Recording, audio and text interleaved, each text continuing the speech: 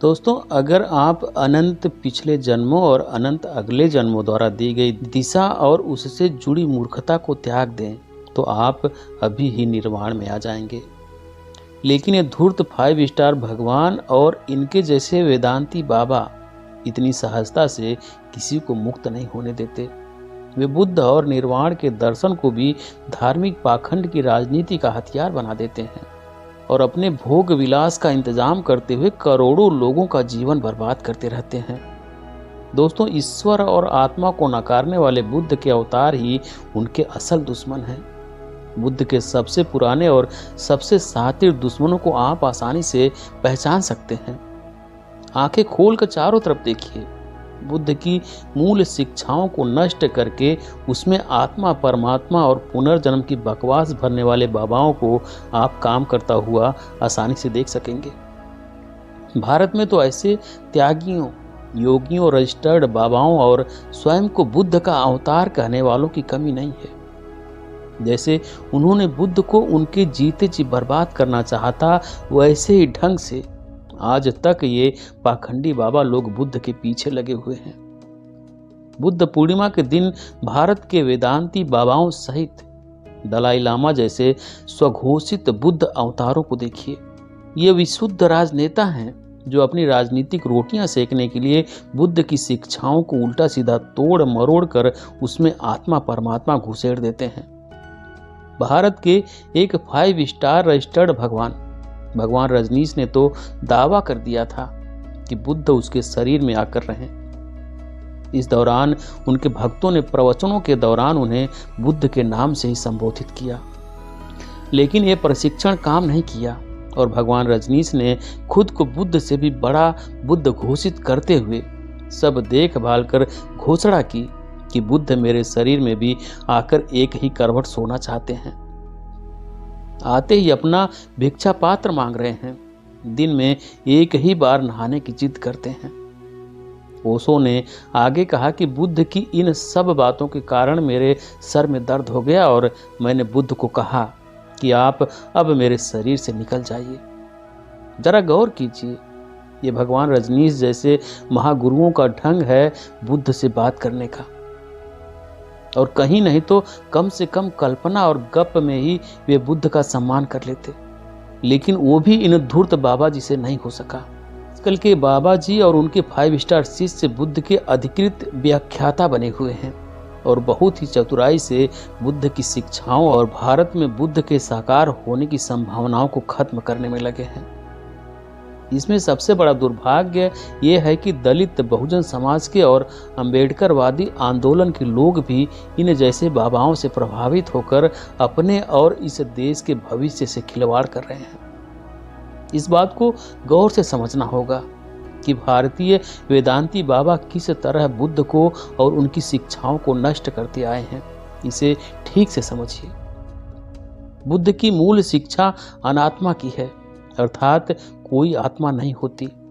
जैसे अन्य धर्मों में ईश्वर, आत्मा और पुनर्जन्म होता है, वैसे बुद्ध के धर्म में ईश्वर, आत्मा और पुनर्जन्म का कोई स्थान नहीं है। बुद्ध के अनुसार हर व्यक्ति का शरीर और उसका मन मिलकर एक आभासी स्व का निर्माण करता है, जो अनेकों अनेक गुजर चुके शरीरों और मन के अवशेषों से और सामाजिक, सांस्कृतिक, शैक्षणिक आदि कारकों के प्रभाव से बनता है। ये शुद्धतम भौतिकवादी निष्पत्ति है। किसी व्यक्ति में या जीव में कोई सनातन या अजर अमर आत्मा जैसी कोई चीज नहीं होती और इसी कारण एक व्यक्ति का पुनर्जन्म होना एकदम असंभव है। जो लोग पुनर्जन्म के दावे करते हैं वे बुद्ध से धोखा करते हैं। ये सज्जन कहते हैं कि वे पहले दलाई लामा के 13वें या 14वें अवतार हैं और हर बार खोज लिए जाते हैं। अगर इनकी बात माने तो इसका मतलब हुआ कि इनके पहले के दलाई लामाओं का सारा संचित ज्ञान, अनुभव और बोध बिना रुकावट के इनके पास आ रहा है। सनातन और अजर अमर आत्मा की पुनर्जन्म का तकनीकी मतलब यही होता है कि अखंडित आत्मा अपने समस्त संस्कारों और प्रवृत्तियों के साथ अगले जन्म में जा रही है। अब इस दावे की मूर्खता को ठीक से देखिए। ऐसे लामा और ऐसे दावेदार खुद को किसी अन्य का पुनर्जन्म बताते हैं, लेकिन ये गजब की बात है कि इन्हें हर जन्म में शिक्षा, दीक्षा और जिंदगी की हर जरूरी बात को ABCD से शुरू करना पड़ता है। भाषा, गणित, इतिहास, भूगोल, विज्ञान आदि ही नहीं, बल्कि इनका अपना पालतू विषय अध्यात्म और ध्यान भी किसी नए शिक्षक से सीखना होता है। अगर इनका पुनर्जन्म का दावा सही है तो अपने ध्यान से ही इन चीजों को पिछले जन्म से रिकॉल क्यों नहीं कर लेते? आपको भी स्पेशल ट्यूटर रखने होते हैं, तो एक सामान्य आदमी में और इन अवतारों में क्या अंतर है? इस बात को ठीक से देखिए। इससे साफ जाहिर होता है कि अवतार की घोषणा असल में एक राष्ट्राध्यक्ष के राजनीतिक पद को वैधता देने के लिए की जाती है। जैसे ही नया नेता खोजा जाता है, उसे पहले वाले का अवतार बता दिया जाता है। इससे असल में जनता में उस नेता या राजा के प्रति पैदा हो सकने वाले अंधविश्वास को खत्म कर दिया जाता है, या उस नेता या राजा की क्षमता पर उठने वाले प्रश्न को भी खत्म कर दिया जाता है। जनता इस नए नेता को पुराने का पुनर्जन्म मानकर नतमस्तक होती रहती है और शिक्षा, रोजगार, विकास, न्याय आदि का प्रश्न नहीं उठाती। इसी मनोविज्ञान के सहारे ये गुरु सदियों सदियों तक गरीब जनता का खून चूसते हैं। यही भयानक राजनीति भारत अवतारवाद के नाम पर हजारों साल से खेली जाती रही है। इसी कारण तिब्बत जैसा खूबसूरत मुल्क अंधविश्वासी और परलोकवादी बाबाओं के चुंगल में फंसकर लगभग बर्बाद हो चुका है। वहां न शिक्षा है, न रोजगार है, न लोकतंत्र है, न आधुनिक समाज की कोई चेतना बच सकी है। अब ये लामा महाशय तिब्बत को बर्बाद करके धूमकेतु की तरह भारत में घुस रहे हैं और अपनी बुद्ध विरोधी शिक्षाओं से भारत के बौद्ध आंदोलन को पलीता लगाने का काम कर रहे हैं। भारत के बुद्ध प्रेमियों को ओशो, रजनीश जैसे धूर्त वेदांतियों और दलाई लामा जैसे अवसरवादी राजनेताओं से बचकर रहना होगा। डॉक्टर अंबेडकर ने हमें जिस ढंग से बुद्ध और बौद्ध धर्म को देखना सिखाया है, उसी नजरिए से हमें बुद्ध को देखना होगा। और ठीक से समझा जाए तो अंबेडकर जिस बुद्ध की खोज करके लाए हैं, वही असली बुद्ध हैं। ये बुद्ध आत्मा और पुनर्जन्म को सिरे से नकारते हैं, लेकिन भारतीय बाबा और 5 स्टार भगवान लोग एकदम अलग ही खिचड़ी पकाते हैं। ये कहते हैं कि सब संतों की शिक्षा एक जैसी है, सबय सयाने एक मत, और फिर उन सब सयानों के मुंह में वेदांत ठूस देते हैं। कहते हैं बुद्ध ने आत्मा और परमात्मा को जानते हुए भी इन्हें नकार दिया, क्योंकि वे देख रहे थे कि आत्मा परमात्मा के नाम पर लोग अंधविश्वास में गिर सकते हैं। यहाँ 2 सवाल उठते हैं। पहला ये कि क्या बुद्ध ने स्वयं कहीं कहा है कि उन्होंने आत्मा परमात्मा को जानने के बाद भी उसे नकार दिया? दूसरा प्रश्न ये है कि बुद्ध अंधविश्वास को हटाने के लिए ऐसा कर रहे थे, तो अंधविश्वास का भय क्या उस समय की तुलना में आज एकदम खत्म हो गया है? दोनों सवालों का एक ही उत्तर है, नहीं। गौतम बुद्ध कुटिल राजनेता या वेदांती मदारी नहीं थे। वे एक ईमानदार, क्रांति चेता और मनोवैज्ञानिक की तरह तथ्यों को उनके मूल रूप में रख रहे हैं। उनका अनात्मा का अपना विशिष्ट दर्शन और विश्लेषण है। उसमें वेदांती ढंग की सनातन आत्मा का प्रक्षेपण करने वाले गुरु असल में बुद्ध के मित्र या हितैषी नहीं, बल्कि उनके सनातन दुश्मन हैं। आजकल आप किसी भी बाबा जी के पंडाल या ध्यान केंद्र में चले जाइए, या यहीं फेसबुक पर ध्यान की बकवास पिलाने वालों को देख लीजिए। वे कृष्ण और बुद्ध को एक ही सांस में पढ़ाते हैं। ये गजब का अनुलोम विलोम है। जबकि इनमें थोड़ी भी बुद्धि हो तो समझ आ जाएगा कि बुद्ध आत्मा को नकारते हैं और कृष्ण आत्मा को सनातन बताते हैं। कृष्ण और बुद्ध 2 विपरीत छोर हैं, लेकिन इतनी जाहिर सी बात को भी दबा कर बाबा लोग अपनी दुकान कैसे चला लेते हैं? लोग इनके झांसे में कैसे आ जाते हैं? यह बात गहराई से समझना चाहिए। असल में ये धूर्त लोग भारतीय भीड़ की गरीबी, कमजोरी, संवादहीनता, कुंठा, अमानवीय शोषण जातिवाद आदि से पीड़ित लोगों की सब तरह की मनोवैज्ञानिक असुरक्षा और मजबूरियों का फायदा उठाते हैं और तथाकथित ध्यान या समाधि या चमत्कारों के नाम पर मूर्ख बनाते हैं।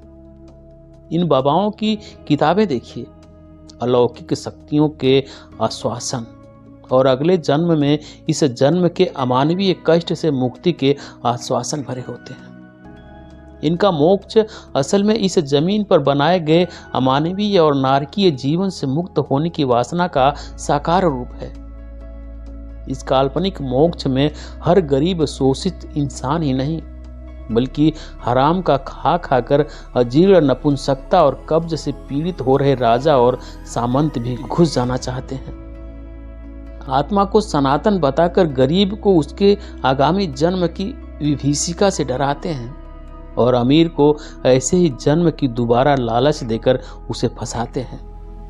इस तरह इस मुल्क में एक शोषण का सनातन साम्राज्य बना रहता है और शोषण का ये अमानवीय ढांचा एक ही बिंदु पर खड़ा है, वह है सनातन आत्मा का सिद्धांत। इसके विपरीत बुद्ध ने जिस निर्वाण की बात कही है या बुद्ध ने जिस तरह की अनंतता की टेक्नोलॉजी दी है और उसका जो ऑपरेशनल रोड मैप दिया है, उसके आधार पर यह स्थापित होता है कि आत्मा यानी व्यक्तित्व और स्व जैसी किसी चीज की कोई आत्यंतिक सत्ता नहीं है। यह एक काम चलाऊं स्व या व्यक्तित्व है जो आपने अपने जन्म के बाद के वातावरण में बहुत सारी कंडीशनिंग के प्रभाव में पैदा किया है। ये आपने अपने हाथ से बनाया है और इसे आप रोज बदलते हैं। आप बचपन में स्कूल में जैसे थे, आज यूनिवर्सिटी में या कॉलेज में या नौकरी करते हुए वैसे नहीं है। आपका स्व या आत्मा या तथाकथित आत्मा रोज बदलती रही है। शरीर 2, 5, 10 साल में बदलता है, लेकिन आत्मा या स्व तो हर 5 मिनट में बदलता है। इसी प्रतीति और अनुभव के आधार पर ध्यान की विधि खोजी गई। बुद्ध ने कहा कि इतना तेजी से बदलता हुआ स्व जिसे हम अपना होना या आत्मा कहते हैं, इसी में सारी समस्या भरी हुई है। इसीलिए वे इस स्व या आत्मा को ही निशाने पर लेते हैं। बुद्ध के अनुसार यह स्व या आत्मा एक काम चलाऊ धारणा है। ये आत्मा सिर्फ इस जीवन में लोगों से संबंधित होने और उनके साथ समाज में जीने का उपकरण भर है। इस स्व या आत्मा की रचना करने वाले शरीर, कपड़े, भोजन, शिक्षा और सामाजिक धार्मिक प्रभावों को अगर अलग कर दिया जाए तो इसमें अपना आत्यंतिक कुछ भी नहीं है। यही अनात्मा का सिद्धांत है, यही आत्मज्ञान है।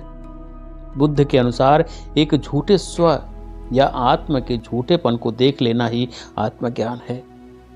लेकिन वेदांती बाबाओं ने बड़ी होशियारी से बुद्ध के मुंह में वेदांत ठूस दिया है और इस झूठे अस्थायी स्व आत्म या आत्मा को सनातन बताकर बुद्ध के आत्मज्ञान को सनातन आत्मा के ज्ञान के रूप में प्रचारित कर रखा है। अगर आप इस गहराई में उतर कर इन बाबाओं और उनके अंधभक्तों से बात करें तो वे कहते हैं कि ये सब कुछ अनुभव का विषय है, इसमें शब्द जाल मत रचिए। ये बड़ी गजब की बात है। बुद्ध की सीधी सीधी शिक्षा को इन्होंने न जाने कैसे कैसे शब्द जालों और ब्रह्म जालों से पाट दिया है और आदमी कंफ्यूज होकर जब दिशाहीन हो जाता है तो ये उसे तंत्र मंत्र सिखाकर और भयानक कंडीशनिंग में धकेल देते हैं। इसकी पड़ताल करने के लिए इनकी गर्दन पकड़ने निकलें तो ये कहते हैं कि ये अनुभव का विषय है। इनसे फिर खोद खोद कर पूछिए कि आपको क्या अनुभव हुआ, तब ये जलेबियां बनाने लगते हैं। ये इनकी सनातन तकनीकी है। असल में सनातन आत्मा सिखाने वाला कोई भी अनुशासन एक धर्म नहीं है, बल्कि ये एक राजनीति है। इसी हथकंडे से ये सदियों से समाज में सृजनात्मक बातों को उलझाकर नष्ट करते आए हैं। भक्ति भाव और सामंती गुलामी के रूप में उन्होंने जो भक्ति प्रधान धर्म रचा है वो असल में भगवान और उसके प्रतिनिधि राजा को सुरक्षा देता आया है। यही बात है कि हस्ती मिटती नहीं इनकी, इसी भक्ति में ही सारा जहर छुपा है। इसी से भारत में सब तरह के बदलाव रोके जाते हैं। और इतना ही नहीं, व्यक्तिगत जीवन में अनात्मा के अभ्यास या ज्ञान से जो स्पष्टता और समाधि फलित हो सकती है वह भी असंभव बन जाती है। ये पाखंडी गुरु एक तरफ कहते हैं कि मैं और मेरे से मुक्त हो जाना ही ध्यान, समाधि और मोक्ष है, और दूसरी तरफ इस मैं और मेरे के स्रोत, इस सनातन आत्मा की घुट्टी भी पिलाए जाएंगे। एक हाथ से जहर बेचेंगे, दूसरे हाथ से दवाई। एक तरफ मोह माया को गाली देंगे और अगले पिछले जन्म के मोह को भी मजबूत करेंगे। एक तरफ शरीर, मन और संस्कारों सहित आत्मा के अनंत जन्मों के कर्मों की बात सिखाएंगे, और दूसरी तरफ अष्टावक्र की स्टाइल में भी ये कहेंगे कि तू मन नहीं, शरीर नहीं, आत्मा नहीं, तू खुद भी नहीं, ये जान ले और अभी सुखी हो जा। ये खेल देखते हैं आप। ले देकर आत्म भाव से मुक्ति को लक्ष्य बताएंगे और साथ में ये भी डफली बजाते रहेंगे कि आत्मा अजर अमर है, हर जन्म के कर्मों का बोझ लिए घूमती है। अब ऐसे घनचक्कर में इन बाबाओं के 100% लोग उलझे रहते हैं। भक्त अपने बुढ़ापे में भयानक अवसाद और कुंठा के शिकार हो जाते हैं। ऐसे कई बूढ़ों को आप गली मोहल्लों में देख सकते हैं। इनके जीवन को नष्ट कर दिया गया है। ये इतना बड़ा अपराध है जिसकी कोई तुलना नहीं की जा सकती। दुर्भाग्य से अपना जीवन बर्बाद कर चुके ये धार्मिक बूढ़े अब चाह कर भी मुंह नहीं खोल सकते। लेकिन बुद्ध इस घनचक्कर को शुरू होने से पहले ही रोक देते हैं। बुद्ध कहते हैं कि ऐसी कोई आत्मा होती ही नहीं, इसलिए उस अस्थायी स्व में जो विचार, संस्कार और प्रवृत्तियां हैं उन्हें दूर से देखा जा सकता है, और जितनी मात्रा में उनसे दूरी बनती जाती है उतनी मात्रा में निर्वाण फलित होता जाता है। निर्वाण का एक अर्थ है चित्त की वृत्तियों और मन की तृष्णा का मिट जाना, उनकी खोज और तड़प का मिट जाना। अगर आप किसी विचार या योजना या अतीत या भविष्य का बोध लेकर घूम रहे हैं तो आप वाड़ की अवस्था में हैं। अगर आप अनंत पिछले जन्मों और अनंत अगले जन्मों द्वारा दी गई दिशा और उससे जुड़ी मूर्खता को त्याग दें तो आप अभी ही निर्वाण में आ जाएंगे। लेकिन ये धूर्त 5 स्टार भगवान और इनके जैसे वेदांती बाबा इतनी सहजता से किसी को मुक्त नहीं होने देते।